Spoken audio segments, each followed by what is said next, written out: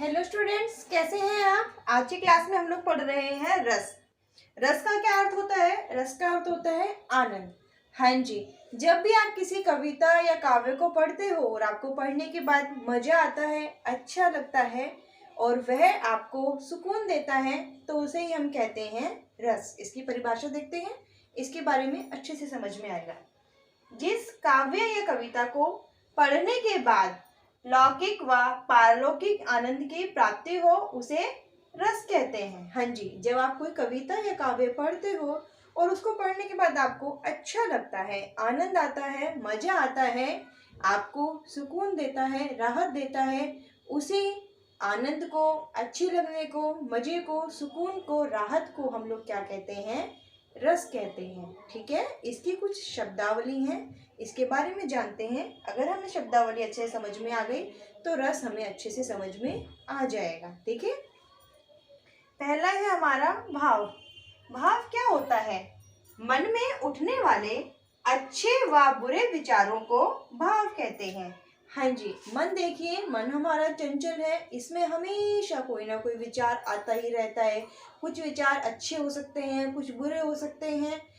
विचार चाहे अच्छे हों या बुरे हों, उन दोनों ही विचारों को क्या कहा जाता है, भाव कहा जाता है। दोबारा देखिए, मन में उठने वाले अच्छे व बुरे विचारों को भाव कहते हैं। हाँ जी, आपके मन में कोई भी विचार हो, अच्छा हो या बुरा हो, जो भी विचार आपके मन में आते हैं उन्हें हम क्या कहते हैं, भाव कहते हैं। भाव आपको समझ में आ गया।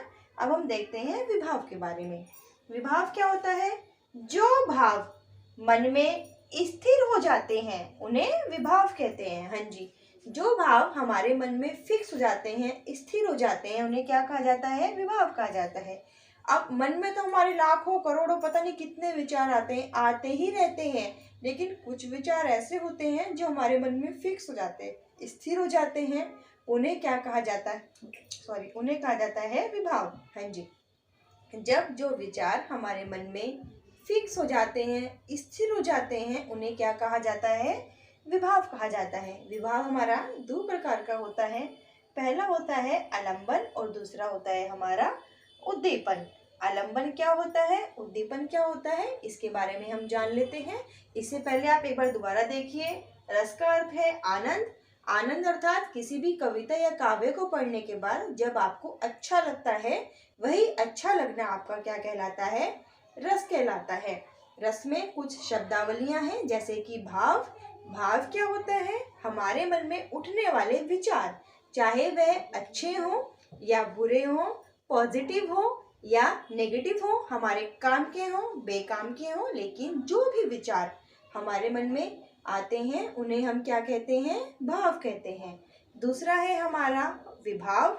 विभाव क्या होता है, विभाव होता है जब हमारे मन में विचार आते हैं और वह विचार जो हमारे मन में स्थिर हो जाते हैं, फिक्स हो जाते हैं, लंबे समय तक हमारे मन में रहते हैं, उन्हें हम कहते हैं विभाव। और विभाव दो प्रकार का होता है, आलंबन और उद्दीपन। हाँ जी, विभाव का पहला प्रकार क्या है, आलंबन, और दूसरा क्या है, उद्दीपन। इसके बारे में देखते हैं, फिर इसके उदाहरण को देखते हैं। आलंबन का क्या अर्थ होता है, ध्यान से देखिएगा थोड़ा। जिसका सहारा पाकर मन में विशेष भाव उत्पन्न होता है उसे आलंबन कहते हैं। हाँ जी, जब हमारे मन में विशेष भाव उत्पन्न होता है और वह उत्पन्न होने के लिए किसी सहारे के आवश्यकता होती है, यानी कि ऐसी क्या चीज होती है जिसके कारण हमारे मन में विशेष भाव उत्पन्न होता है, उसे ही हम क्या कहते हैं, आलंबन होते हैं, आलंबन कहते हैं। यानी कि जिसका सहारा पाकर मन में विशेष भाव उत्पन्न होता है, जिसका सहारा पाकर मन में विशेष भाव उत्पन्न होता है उसे आलंबन कहते हैं। अगला है हमारा उद्दीपन। उद्दीपन में क्या होता है, जिन परिस्थितियों के कारण, हाँ जी, उद्दीपन में जिन परिस्थितियों के कारण मन में विशेष भाव उत्पन्न होता है उसे उद्दीपन कहते हैं। आप एक बार देखिए, अंतर समझिए क्या होता है। आलंबन में होता है जिसका सहारा पाकर, जिस चीज का सहारा पाकर मन में भाव उत्पन्न होता है उसे आलंबन कहते हैं। और उद्दीपन कहते हैं जिन परिस्थितियों के कारण मन में विशेष भाव उत्पन्न होता है। समझ में आया। आलंबन जिसका सहारा पाकर मन में विशेष भाव उत्पन्न होता है। उद्दीपन जिन परिस्थितियों के कारण मन में विशेष भाव उत्पन्न होता है उसे उद्दीपन कहते हैं। उदाहरण समझते हैं, उदाहरण से आपको यह दोनों शब्दावली समझ में आ जाएंगी। देखिए उदाहरण है, मोहन ने भिखारी को फटे कपड़े में देखा। अब आप ये बताइए किसका सहारा लिया, किसके कारण मन में भाव उत्पन्न हुआ। भाव किसके कारण हुआ? भिखारी के कारण। भिखारी के कारण भाव उत्पन्न हुआ ना। मोहन ने सबसे पहले किसको देखा? भिखारी को देखा। भिखारी के कारण, भिखारी के सहारे से ही मन में विभाव उत्पन्न हुआ, तो वह क्या हुआ? हमारा आलंबन। ठीक है। और परिस्थिति क्या थी ये देखिए उसकी, भिखारी की परिस्थिति क्या थी? फटे हुए कपड़ों की। क्या परिस्थिति थी भिखारी की? फटे हुए कपड़ों की। सहारा क्या था? भिखारी था, इसीलिए ये क्या हुआ? आलंबन हुआ। परिस्थिति थी फटे हुए कपड़े, इले फटे हुए कपड़े क्या हुए? हमारे उद्दीपन हुए। ठीक है। अब दोबारा हम आलंबन को, उद्दीपन को, विभाव को, उदाहरण को एक दूसरे से जोड़ के देखते हैं, आपको समझ में आएगा। विभाव मतलब मन में उठने वाले अच्छे व बुरे विचारों में से जो भाव हमारे मन में स्थायी होता है उसे विभाव कहते हैं। दो प्रकार का होता है, आलंबन और उद्दीपन। आलंबन का अर्थ है जिसका सहारा पाकर मन में भाव उत्पन्न होता है, और उद्दीपन जिन परिस्थितियों में होता है। उदाहरण है, मोहन ने भिखारी को फटे कपड़ों में देखा। सहारा क्या था? मोहन ने क्या देखा? भिखारी है, तो भिखारी का सहारा पाकर उसने उसकी परिस्थिति को देखा। भिखारी को देखा, वह आलंबन हुआ। और क्या परिस्थिति थी उसकी? परिस्थिति थी फटे पुराने कपड़े, वह हुआ हमारा उद्दीपन। ठीक है, समझ में आ गया अच्छे से। आलंबन जिन चीज का सहारा पाकर मन में विशेष भाव उत्पन्न होते हैं, और उद्दीपन जिन परिस्थितियों के कारण मन में विशेष भाव उत्पन्न होते हैं, वह हमारा होता है उद्दीपन। विभाव, आलंबन, उद्दीपन के बारे में हम लोग पढ़ चुके हैं। शब्दावली, भाव के बारे में हम जान चुके हैं। हमारी तीसरी और आखिरी शब्दावली होगी अनुभाव। इन सबको आपको ध्यान से पढ़ना नहीं है, समझना है, क्योंकि सारी शब्दावली हमारी आपस में मिलती जुलती है। आपको कंफ्यूज नहीं होना है। देखिए विभाव, भाव, अनुभाव सारी शब्दावली आपस में मिलती जुलती है, इसीलिए आप इसके बारे में समझें। अगर आप समझ जाते हैं तो आपको कोई कंफ्यूजन भी नहीं होगा और आपको याद करने में दिक्कत भी नहीं होगी। विभाव के बारे में हम पढ़ चुके हैं, भाव के बारे में हम पढ़ चुके हैं, अब पढ़ रहे हैं हम अनुभाव के बारे में। ध्यान से देखिए, अनुभाव की परिभाषा पहले देखते हैं। जब हम किसी चीज की परिभाषा पढ़ लेते हैं तो उसके बारे में काफी कुछ हमें परिभाषा से ही समझ में आ जाता है।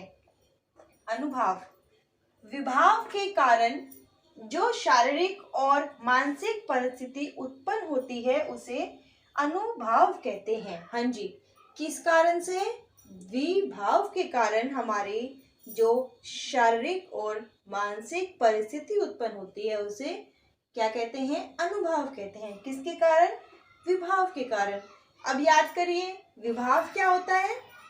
विभाव होता है जब हमारे मन में विचार आते हैं और उसमें से कोई विचार जब हमारे मन में स्थिर हो जाता है उसे हम क्या कहते हैं? विभाव कहते हैं।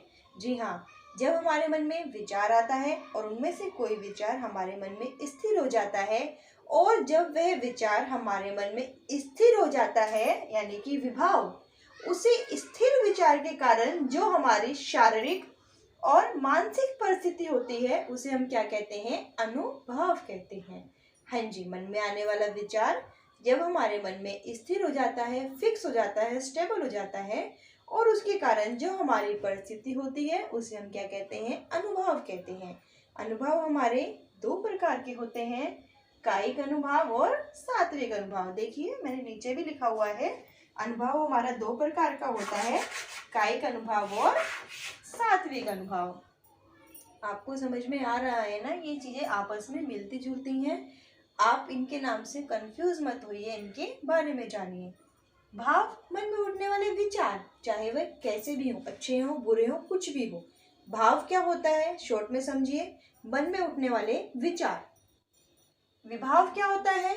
विभाव होता है जो विचार हमारे मन में स्थिर हो जाते हैं।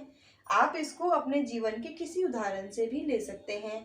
जब आप किसी परिस्थिति में हो रहे हैं, आपको मन में बहुत सारे विचार आ रहे हैं, लेकिन कोई एक ऐसा विचार है जो आपके मन में फिक्स हो गया है। जो विचार आ रहे हैं वह भाव है, यह फिक्स हो गया है वह विभाव है, और जो विचार आपके मन में फिक्स होने के कारण आपकी जो प्रतिक्रिया हो रही है, शारीरिक या फिर परिस्थिति हो रही है, शारीरिक या मानसिक, वह है हमारे अनुभव है। ठीक है।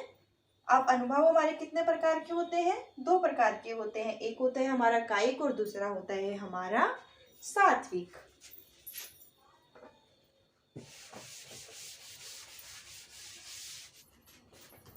देखिए जल्दी से कायिक अनुभव के बारे में जानते हैं। कायिक अनुभव क्या होता है? अनुभव शरीर के अंग द्वारा प्रदर्शित होते हैं। हाँ जी, शरीर के अंग द्वारा, यानी कि फिजिकल एक्टिविटी। जब हमारी कोई फिजिकल एक्टिविटी होती है तो वह होता है हमारा कायिक अनुभव। कैसे? हाथ हिलाना, इशारे करना, अपने पास बुलाना किसी को, इसके लिए हमारी फिजिकल यानी कि शारीरिक गतिविधि का प्रयोग हो रहा है, तो वह क्या होगा? हमारा कायिक अनुभव होगा। जिस अनुभव में हमारे शारीरिक गतिविधि का प्रयोग हो रहा है, इशारे करना, पास बुलाना, तो वह क्या होगा? हमारा कायिक अनुभव होगा। दूसरा है हमारा सात्विक अनुभव। कायिक अनुभव के कारण जो परिस्थिति उत्पन्न होती है, कायिक अनुभव के कारण यानी कि शारीरिक गतिविधि के कारण जो परिस्थिति उत्पन्न होती है, उसे हम क्या कहते हैं? सात्विक अनुभव कहते हैं। कैसे? आंखों से आंसू आना। अब देखिए, आंखों से आंसू आना कोई हमारी शारीरिक गतिविधि तो नहीं है, अर्थात इसमें हमारा कोई फिजिकल एक्टिविटी यानी कि कोई हमारी शक्ति या ताकत नहीं लग रही है। और जो आंखों से आंसू आना है वह हम अपने आप तो नहीं ला सकते ना, यानी कि उसके लिए हम मेहनत नहीं कर रहे हैं। जो आंसू हैं वो हमारी भावनाओं के कारण आ रहे हैं। भावनात्मक रूप से जब कोई प्रतिक्रिया होती है तो वह होती है हमारी सात्विक अनुभव। कैसे? आंखों से आंसू आना, वह किसी भावना के कारण हो सकता है। आपकी आंखों से आंसू आ रहा है, पॉजिटिव भी हो सकती है, नेगेटिव भी आ सकती है। गौर से देखना, किसी भी व्यक्ति को, वस्तु को या किसी अन्य चीज को जब आप गौर से देखते हो तो वह क्या होगा? आपका सात्विक अनुभव होगा। मूर्छित हो जाना, कई बार परिस्थिति ऐसी हो जाती है कि हम मूर्छित हो जाते हैं, उसी मूर्छित हो जाने को क्या कहते हैं? सात्विक अनुभव कहते हैं। ठीक है। अब हमने तीनों शब्दावली पढ़ ली, विभाव की भी, भाव की भी, अनुभव की भी। आलंबन उद्दीपन के बारे में हमने जान लिया, भाव के बारे में हमने जान लिया, अनुभव के बारे में जान लिया, कायिक अनुभव के बारे में जान लिया, सात्विक अनुभव के बारे में जान लिया। आप इस वीडियो को एक बार दोबारा देखिएगा। अगर आप इस वीडियो को दोबारा ध्यान से देखेंगे तो यकीन कीजिए आपको किसी भी प्रकार का कोई भी नोट्स बनाने की जरूरत नहीं पड़ेगी। आगे हम रस के बारे में और उसके स्थायी भाव के बारे में जानेंगे, क्योंकि अगर हमने अभी इसके बारे में स्टार्ट कर दिया तो वीडियो हो जाएगी लंबी और आप हो जाओगे बोर। तब तक के लिए हम इस वीडियो को यहीं पे स्टॉप करते हैं। आप इसकी शब्दावली के बारे में जानिए, रस के बारे में जानिए और उनको अपनी निजी जीवन से इनके उदाहरणों को रिलेट करके इसको समझिए। आज हम इसकी दूसरी क्लास शुरू कर रहे हैं। देखिए रस कितने प्रकार के होते हैं। रस हमारे, आपने देखा होगा, कहीं कहीं तो 9 बोलते हैं और कहीं कहीं बोलते हैं 11, है ना। कहीं आपने पढ़ा होगा कि 9 रस होते हैं, कहीं आप लोगों ने पढ़ा होगा 11 रस होते हैं। दोनों ही सही है। रसों की संख्या हमारी 9 होती है, लेकिन उसमें हमारे जब हम 2 रस, भक्ति रस और वात्सल्य रस जोड़ देते हैं तो हमारे रस बनते हैं 11। रसों की संख्या कितनी होती है? 9 होती है, लेकिन अगर रसों में भक्ति रस और वात्सल्य रस जोड़ दिया जाए तो रसों की संख्या हो जाती है 11। ठीक है। अब हम रस के बारे में और देखते हैं कि स्थायी भाव कौन से होते हैं। पहला है हमारा श्रृंगार रस। श्रृंगार रस का स्थायी भाव क्या है? श्रृंगार रस का स्थायी भाव है हमारा रति। रति अर्थात प्रेम। श्रृंगार, श्रृंगार का अभिप्राय देखिए, नायिका श्रृंगार किस लिए करती है? नायिका श्रृंगार करती है नायक के लिए, नायक के प्रेम के लिए। इसी चीज से आप समझो श्रृंगार रस का जो स्थायी भाव हुआ वह हुआ हमारा प्रेम। दूसरा है हमारा हास्य रस। हास्य रस आपको रस के नाम से ही समझ में आ रहा है, इसका जो स्थायी भाव होगा वह होगा हमारा हंसी, हास्य। ठीक है, हास्य रस का स्थायी भाव क्या हुआ? हंसी। तीसरा रस है हमारा रौद्र रस। रौद्र रस का जो स्थायी भाव है वह क्या है? क्रोध है। रौद्र अर्थात क्रोध। अब आप लोगों ने देखा होगा ना, सुना होगा कि शिव जी की अगर तीसरी आंख खुल गई तो प्रलय आ जाएगी। क्यों? ऐसा माना जाता है कि जब शिव जी की तीसरी आंख खुलेगी तो वे बहुत बहुत गुस्से में होंगे, क्रोध में होंगे। तो वह उनका कौन सा रूप होता है? रौद्र रूप होता है। रौद्र रूप किस कारण होता है? क्रोध के कारण। तो रौद्र रूप का, रौद्र रस का स्थायी भाव क्या हुआ? क्रोध हुआ। फिर है हमारा करुण रस। करुण रस का स्थायी भाव है शोक। शोक पता है ना, दुख प्रकट करते हैं किसी चीज के लिए, वह। तो करुण रस का क्या स्थायी भाव हुआ? हमारा शोक हुआ। पांचवा है वीर रस। वीर रस का स्थायी भाव है उत्साह। वीर रस का स्थायी भाव क्या है? उत्साह। फिर है हमारा भयानक रस। भयानक रस का स्थायी भाव भय है। भयानक से ही आपको भय की समझ में आ जा रही है, तो इसमें याद करने वाला कुछ है नहीं। फिर आता है हमारा विभत्स रस। विभत्स रस मतलब जुगुप्सा अर्थात घृणा। जब आपको किसी चीज को देखकर बहुत घृणा आए, बेकार लगे, छी वाली भावना आए, तो वह कौन सा रस होगा? विभत्स रस होगा। ठीक है, तो ये सातों रस आपको समझ में आ गए हैं। श्रृंगार रस प्रेम के लिए, हास्य रस हंसी के लिए, रौद्र रस क्रोध के लिए, करुण रस शोक के लिए, वीर रस उत्साह के लिए, भयानक रस भय के लिए, विभत्स रस जुगुप्सा के लिए। समझ में आ रहा है आपको? ये वाले रस समझ में आ गए हैं। जल्दी से हम अपने 4 रस और देख लेते हैं।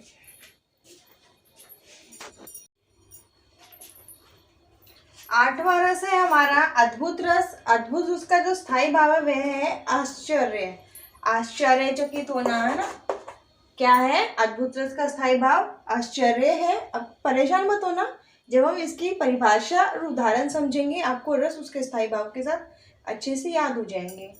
9वां है हमारा शांत रस। शांत रस का जो स्थायी भाव है वह है वैराग्य। देखिए वैराग्य क्या होता है, आप लोगों ने देखा होगा, जो है कुछ साधु संत होते हैं असली वाले जो होते हैं एकदम शांत होते हैं, है ना?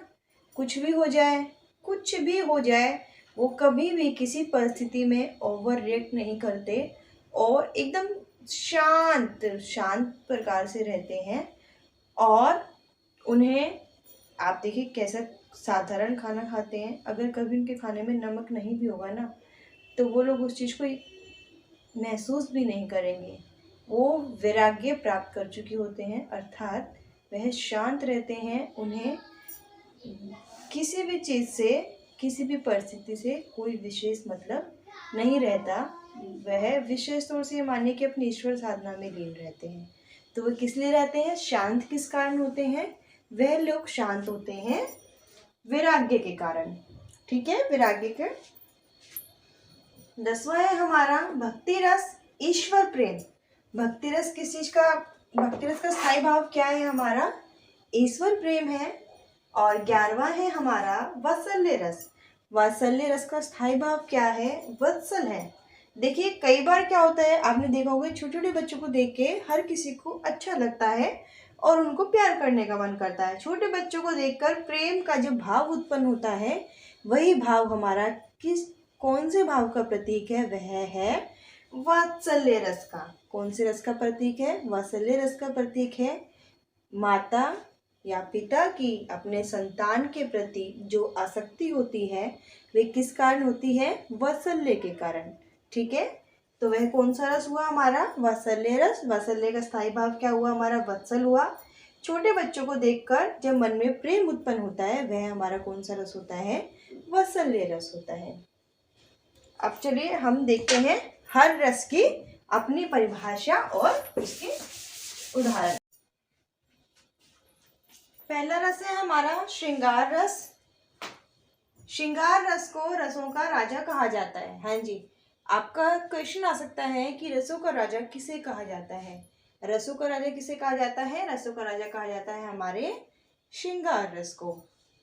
इसकी परिभाषा देखिए, जिस कविता को पढ़ने के बाद मन में प्रेम के भाव उत्पन्न हो उसे ही श्रृंगार कहते हैं। हाँ जी, अगर आप कोई कविता पढ़ रहे हो और उसको पढ़ने के बाद आपके मन में प्रेम के भाव उत्पन्न हो रहे हैं तो उन्हीं भावों को या उन्हीं भाव से प्राप्त जो आपको रस प्राप्त हो रहा है, आनंद प्राप्त हो रहा है, वह कौन सा रस होगा? वह होगा हमारा श्रृंगार रस। श्रृंगार रस दो प्रकार का होता है। इसके दो भेद होते हैं, संयोग श्रृंगार रस और वियोग श्रृंगार रस। कौन कौन सा? संयोग श्रृंगार रस और वियोग श्रृंगार रस। श्रृंगार रस रसों का राजा है और श्रृंगार रस जब आपको कविता पढ़ने के बाद मन में प्रेम के भाव उत्पन्न होते हैं तो वह कौन सा रस होता है? श्रृंगार रस होता है। इसके दो भेद होते हैं, संयोग श्रृंगार रस और वियोग श्रृंगार रस। ठीक है।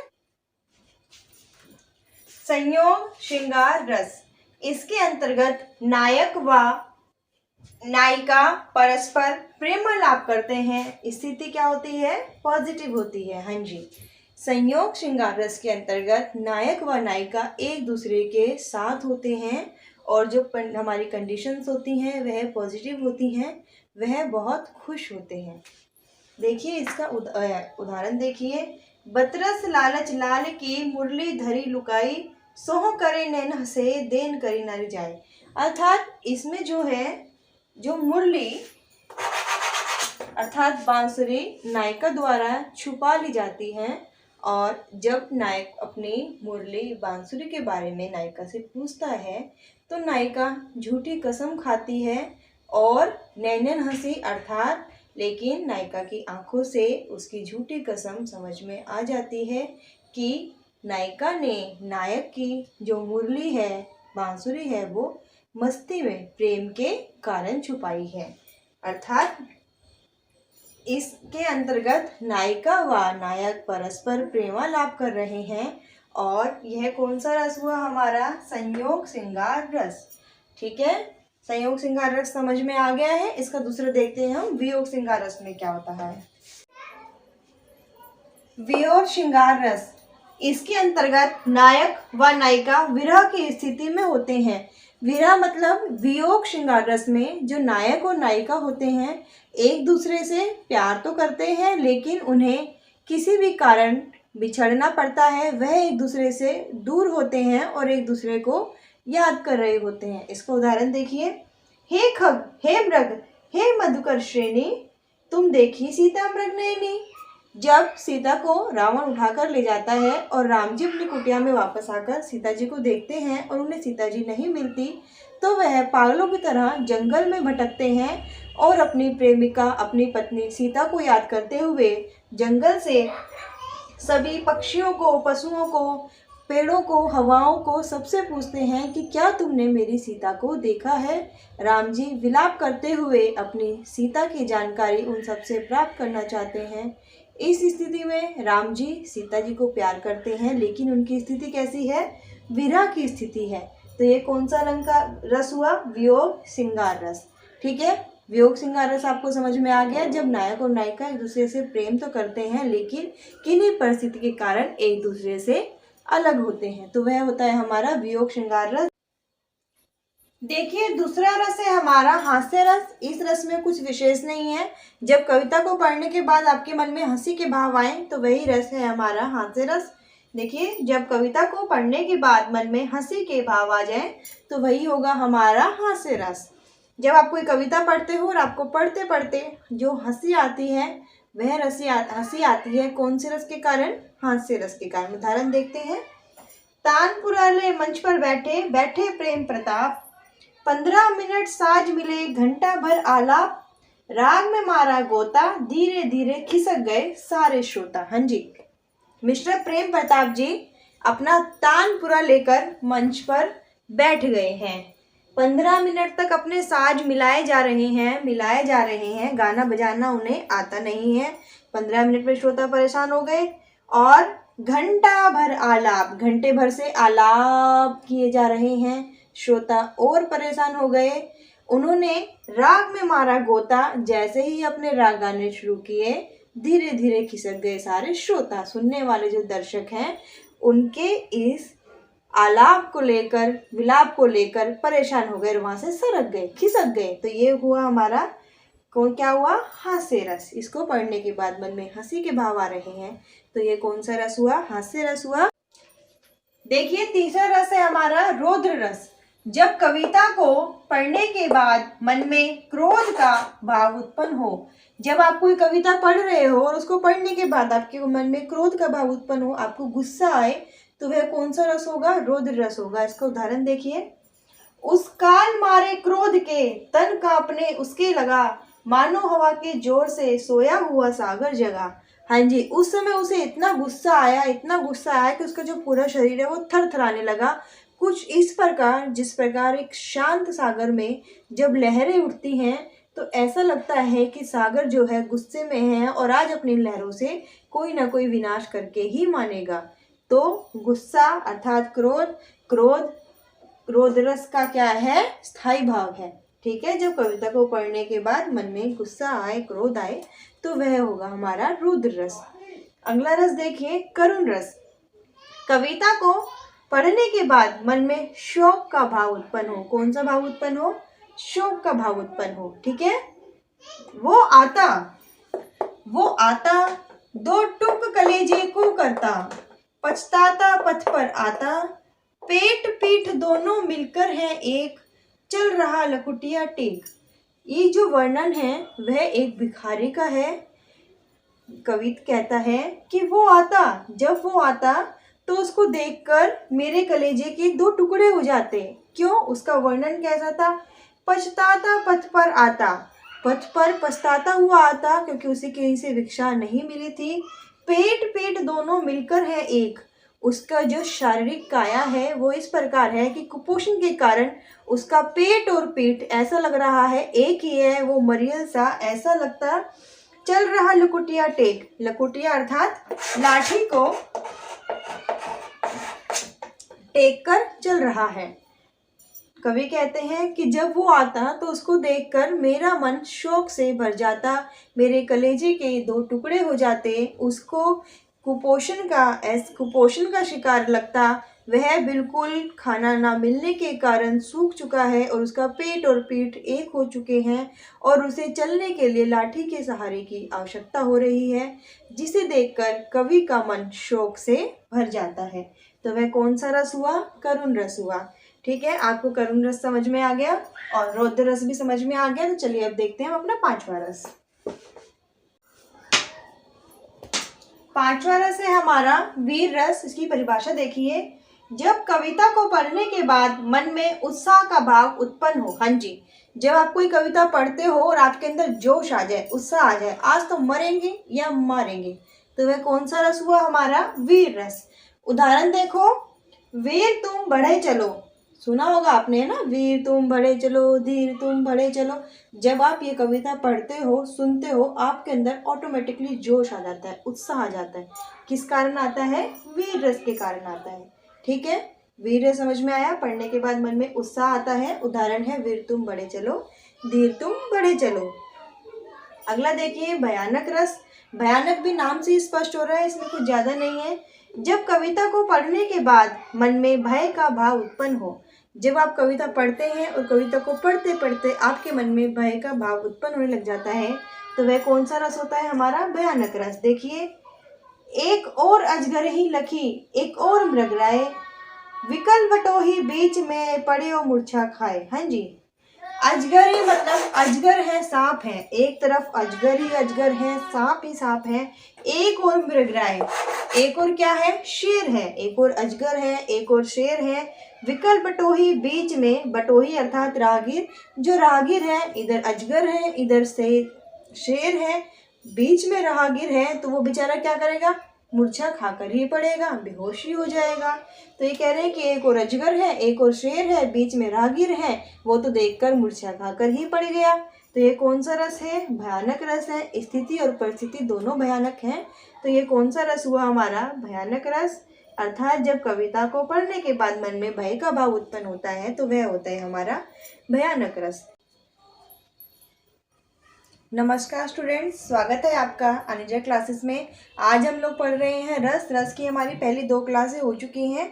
ये हमारी रस की तीसरी क्लास है और हम इस क्लास में अपने रस के सभी भागों को खत्म कर देंगे। हम 6 रस पढ़ चुके हैं, 7वां रस आज से शुरू करते हैं। 7वां रस होगा हमारा विभत्स रस। विभत्स रस की परिभाषा देखिए पहले। जिस कविता को पढ़ने के बाद मन में घृणा का भाव उत्पन्न हो। कौन सा भाव उत्पन्न हो? घृणा का भाव उत्पन्न हो। हाँ जी, अगर आप कोई कविता पढ़ते हो और उसको पढ़ने के बाद आपको घृणा का भाव, छी, बेकार वाली भावना आए, तो वह कौन सा रस होगा? विभत्स रस होगा। इसका उदाहरण देखिए, आपको अच्छे समझ में आता है। सिर पर बैठ्यो काग, आंख दो खात निकारत, खींचत जीभहि सियार, और आनंद अति हारत। ये उस समय की घटना है जब राजा हरिश्चंद्र को शमशान में नौकरी मिली थी और वह देख रहे थे कि वहां पर लाशों के साथ जानवर पक्षी क्या कर रहे थे। सिर पर बैठे हो काग, एक लाश के ऊपर काग बैठा हुआ था। आंख दो खात निकारत, और अपनी पैनी चोंच से उस लाश की आंखों में अपनी चोंच मार रहा था और उन आंखों को निकाल रहा था। खींचत जीभ ही सियार, और जो सियार था वह उसको जीभ खींच रहा था। उस कहने का मतलब यह था कि लाश के साथ जानवर बहुत दुर्गति कर रहे थे। कोई उसे चीर फाड़ कर रहा था, कोई उसकी आंखों में अपनी चोंच गड़ा रहा था। और आनंद अति धारत, और जो पशु है, सियार है, कौवा है, ये सब क्या था? ये सब लाशों के साथ ऐसा करके बहुत खुश थे। तो यह जो वर्णन है, ये वर्णन हमारे मन में घृणा का भाव उत्पन्न करता है कि कैसे एक लाश के ऊपर कौवे अपनी चोंच गड़ा गड़ा के उसकी आंखें निकाल ले रहे हैं, सियार उसको फाड़ दे रहा है, चीर दे रहा है। तो इससे क्या होता है? हमारे मन में घृणा का भाव उत्पन्न होता है। घृणा का भाव अर्थात विभत्स रस। ठीक है, जिस कविता को पढ़ने के बाद मन में घृणा का भाव उत्पन्न हो। ये हो गया हमारा 7वां। 8वां देखिए, अद्भुत रस। अद्भुत देखिए, इसकी परिभाषा देखिए। वैसे तो नाम से स्पष्ट हो जा रहा है, जिस कविता को पढ़ने के बाद मन में आश्चर्य का भाव उत्पन्न हो। हाँ जी, अगर आप कोई कविता पढ़ते हो और पढ़ने के बाद आपको आश्चर्य की प्राप्ति होती है, आश्चर्य का भाव आपके मन में आता है, तो वो कौन से रस के कारण आता है? अद्भुत रस के कारण आता है। उदाहरण देखते हैं, आपको समझ में आता है। देख यशोदा शिशु के मुख में सकल विष की माया, क्षण भर को वह बनी अचेतन, हिल न सकी कोमल काया। जब कृष्ण भगवान ने मिट्टी खाई थी और यशोदा ने उनका मुंह खोलने के लिए उन्हें कहा था, और जब कृष्ण जी ने अपना मुंह खोला था तो क्या हुआ था? देख यशोदा शिशु के मुख में। जब यशोदा माँ ने शिशु के कृष्ण जी के मुख में देखा सकल विश्व की माया, कृष्ण भगवान ने अपनी माया से अपने मुख के अंदर ही यशोदा को पूरा विश्व, पूरा ब्रह्मांड दिखा दिया था। क्षण भर को वह बनी अचेतन। जब यशोदा जी ने कृष्ण के मुख में पूरा ब्रह्मांड देखा तो कुछ समय के लिए वह अचेतन हो गई। अचेतन अर्थात स्तब्ध हो गई, है ना। हिल न सकी कोमल काया, और वह इतना आश्चर्यचकित हो गई कि जैसे खड़ी थी वैसे की वैसे ही रह गई। तो इन पंक्तियों को पढ़ने के बाद हमारे मन में कौन सी भावना आ रही है? आश्चर्य की। तो कौन सा रस हुआ? ये हुआ हमारा अद्भुत रस। आपको अद्भुत रस समझ में आ गया, विभत्स रस समझ में आ गया। तो चलिए हम अपना 9वां रस पढ़ते हैं। अगला रस है हमारा शांत रस। इसकी नाम से ही समझ में आ रहा है, परिभाषा देखिए। जिस कविता को पढ़ने के बाद मन में वैराग्य का भाव उत्पन्न हो। देखिए वैराग्य क्या है? जब आपकी किसी भी चीज के प्रति इच्छा, लालसा समाप्त हो जाती है, ना मोह रहता है, ना आपको किसी चीज की आवश्यकता रहती है, ना आपको किसी के प्रति कोई लगाव रहता है, ना किसी से कोई उम्मीद रहती है, तो वह क्या होता है? वैराग्य होता है। वैराग्य का दूसरा नाम हम कह सकते हैं कि ईश्वर साधना की तरफ तत्पर होना। देखिए इसका उदाहरण देखिए। रहना नहीं देश बिराना है, यह संसार कागज के पुड़िया, बूंद पड़े घुल जाना है ना।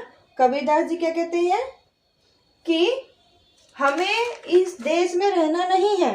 देश मतलब दुनिया में, ये जो दुनिया है, जब इंसान जन्म लेता है तो उसकी मृत्यु भी निश्चित होती है। तो कबीरदास जी कहते हैं कि रहना नहीं देश वीराना है। जब हम धरती पर आए हैं तो हमें यहाँ पे हमेशा नहीं रहना है, कभी ना कभी तो हमें यहाँ से जाना ही है, इसलिए यहाँ नहीं रहना है, देश तो बेगाना है। ये संसार क्या है, कागज की पुड़िया है, बूंद पले घुट जाना है। संसार की तुलना कागज की पुड़िया से कर रहे हैं। जैसे कागज के ऊपर पानी पड़ता है और वह कागज गल जाता है, वैसे ही ये संसार है। यह संसार भी हमेशा एक जैसा नहीं रहता, एक समय ऐसा आता है कि ये संसार भी समाप्त हो जाता है। इसीलिए कबीरदास जी कहते हैं कि हमें यहाँ नहीं रहना है, देश तो बेगाना है। संसार क्या है, एक ऐसी चीज़ है, नश्वर चीज़ है जो कभी भी समाप्त हो सकती है। तो इसको पढ़ने के बाद हमारे मन में वैराग्य का भाव उत्पन्न हो रहा है, और वैराग्य का भाव जो है शांत रस का स्थायी भाव है ना। तो शांत रस मतलब मन में वैराग्य का भाव उत्पन्न होना। वैराग्य अर्थात चीज़ों के प्रति हमारी कोई उम्मीद ना होना। 11वां देखिए, वात्सल्य रस। वात्सल्य रस का स्थायी भाव क्या है, वत्सल है। जिस कविता को पढ़ने के बाद मन में बालक के प्रति प्रेम उत्पन्न हो। हाँ जी, आप कोई कविता पढ़ रहे हो और उस कविता को पढ़ने के बाद आपके मन में बालक के प्रति प्रेम उत्पन्न हो, तो वो किस कारण होता है, वात्सल्य के कारण, वत्सल के कारण उत्पन्न होता है।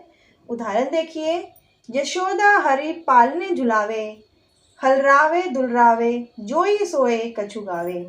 जो यशोदा माँ है वो हरि को, अपने बेटे को, अपने कृष्ण को पालने में झुला रही हैं, उनको हिला रही हैं, दुलार रही हैं, प्यार कर रही हैं, और उनका बालक सो जाए इसके लिए कोई कोई लोरी भी वह गा रही हैं। इसको पढ़ने के बाद हमारे मन में बालक के प्रति प्रेम उत्पन्न हो रहा है। तो किस रस के कारण, वात्सल्य रस के कारण। वात्सल्य रस की परिभाषा क्या है, जिस कविता को पढ़ने के बाद मन में बालक के प्रति प्रेम उत्पन्न हो। ठीक है, समझ में आ गया। शांत रस, वैराग्य का शांत रस क्या है, कविता को पढ़ने के बाद मन में वैराग्य के भाव उत्पन्न होते हैं। वात्सल्य रस, कविता को पढ़ने के बाद मन में बालक के प्रति प्रेम उत्पन्न होता है। ये दोनों रस आपको समझ में आ गए हैं। सॉरी, 10वां रस है हमारा, है ना। अब हमारा एक क्लास रस रहता है, भक्ति रस। देखिए, अपना आखिरी और 11वां रस है भक्ति रस। इसमें कुछ नहीं है, जिस कविता को पढ़ने के बाद मन में ईश्वर के प्रति प्रेम का भाव उत्पन्न हो। अगर आप कोई कविता पढ़ रहे हो और उसको पढ़ने के बाद आपके मन में ईश्वर के प्रति प्रेम भाव का उत्पन्न होता है, आपको ईश्वर के प्रति लगाव होता है, तो वह कौन सा रस होगा, भक्ति रस। उदाहरण देखिए, राम नाम जपो रे प्राणी, तेरी 2 दिन की जिंदगानी। ये प्राणी, भगवान श्री राम या भगवान के नाम का जाप कर लो, जिंदगी 2 दिन की है। ठीक है, तो इसके पढ़ने के बाद मन में कौन सा भाव उत्पन्न हो रहा है, भक्ति का भाव उत्पन्न हो रहा है। तो यह कौन सा रस हुआ, भक्ति रस हुआ। और इसका स्थायी भाव क्या हुआ, स्थायी भाव हुआ ईश्वर के प्रति प्रेम। तो देखिए, हमारी तरफ से आपके सभी रस 11 के 11 रस समाप्त हो चुके हैं। आप इस वीडियो को ध्यान से देखिएगा और पिछले 2 वीडियो को भी ध्यान से देखिएगा। और आपको कुछ समझ में नहीं आता है तो कमेंट बॉक्स में लिखिएगा। बाकी मुझे नहीं लगता है कि आपको इन वीडियो को देखने के बाद रस में कोई भी समस्या आएगी। और अगर आपको अपनी वीडियो अच्छी लगी है तो जल्दी से चैनल को लाइक कीजिएगा, शेयर कीजिएगा, सब्सक्राइब कीजिएगा। Thank you.